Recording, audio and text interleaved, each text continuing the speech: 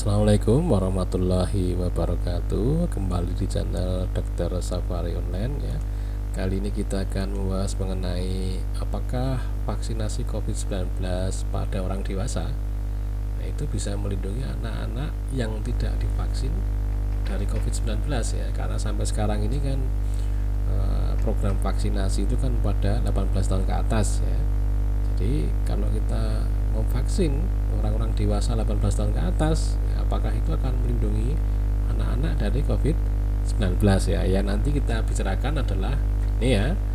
Yang pertama, anak lebih jarang terkena COVID-19 ya. Cuma akhir-akhir ini dengan adanya varian Delta itu mulai ada laporan mengenai peningkatan jumlah kasus COVID pada anak ya. Nah, yang berikutnya adalah potensi anak-anak sebagai reservoir dari COVID-19 ini. Ya, kemudian anak-anak dan kemunculan varian baru dari virus corona ya. Nah, nanti fokus kita di sini data vaksinasi dewasa dan kasus COVID pada anak-anak, kira-kira hubungannya ada apa tidak ya. Nah, ini data dari 26 negara ya, dari seluruh anak-anak yang terkena COVID-19 itu ya, memang hanya 0,14% yang mengalami peradangan berat ya. Di Indonesia ya, data dari Satgas Covid ya, anak yang usia 0 sampai 5 tahun ya, itu 2,9% ya. Sedangkan yang 6 sampai 18 tahun itu 9,6%. Jadi kalau di bawah 18 tahun itu artinya ada sekitar sekitar 11 ya atau 12,5% ya, sekitar itulah ya. Nah, ini kasus anak ya, walaupun kalau dibandingkan dengan total tentu frekuensinya lebih sedikit ya. Nah, anak-anak lebih jarang terkena COVID ini sebenarnya sudah pernah kita bahas ya di video yang di channel kita ini ya, tentang anak lebih kebal COVID-19 ya.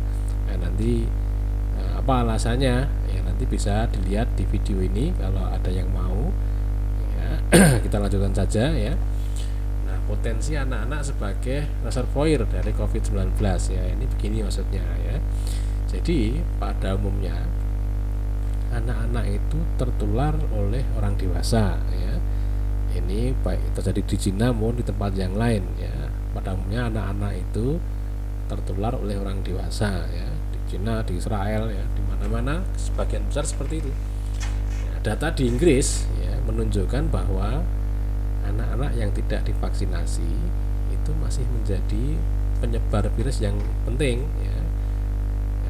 Buktinya apa? Selama bulan Mei ya, ketika sekolah dibuka ya, hampir 100 wabah terjadi di sekolah ya. Dari 25.000 sekolahan itu ada 100 yang menjadi wabah sekolahnya ya, klaster sekolah kalau kita istilah kita ya.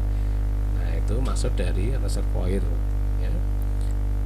Yang berikutnya, nah ini anak-anak dan kemunculan varian baru ya, ketika sekolah dibuka. Ini maksudnya seperti ini ya, kalau misalnya anak-anak itu terpapar virus corona ya, maka seiring dengan adanya varian Delta ya, itu bisa membuat virus terus bersirkulasi antar anak ya.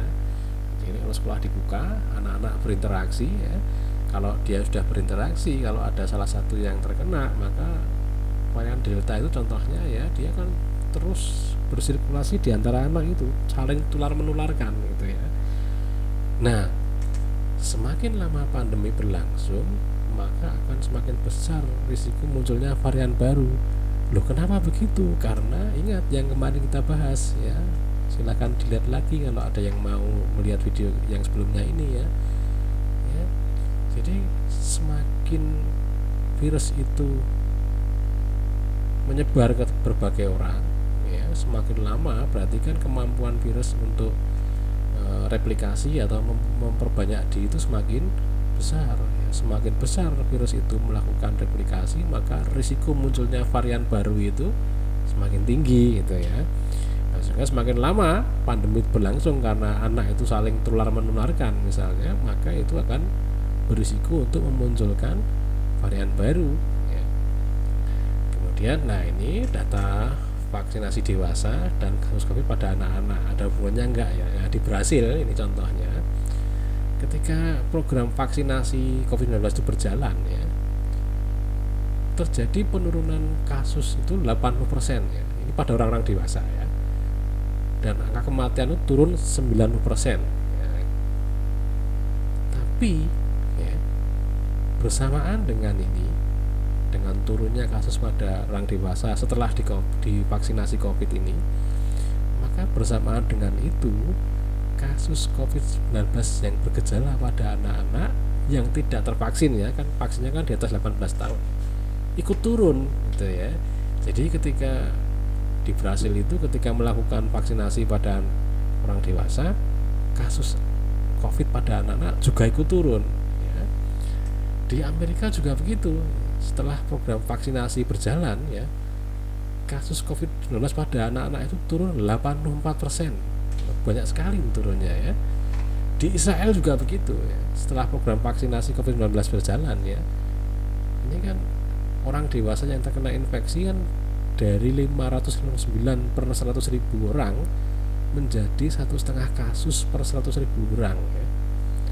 Nah ini juga diikuti dengan penurunan kasus anak-anak yang tidak tervaksin gitu ya. Jadi data-data itu menunjukkan bahwa ketika terjadi vaksinasi pada dewasa, maka itu akan melindungi anak dari kasus COVID ya. Kesimpulannya seperti itu ya. Ini vaksinasi pada orang dewasa melindungi orang lain yang belum tervaksin termasuk anak-anak. Nah itulah yang disebut dengan herd immunity atau imunitas kelompok. Jadi kalau sebagian besar orang sudah kebal, maka yang lain yang belum kebal bisa terlindungi gitu ya.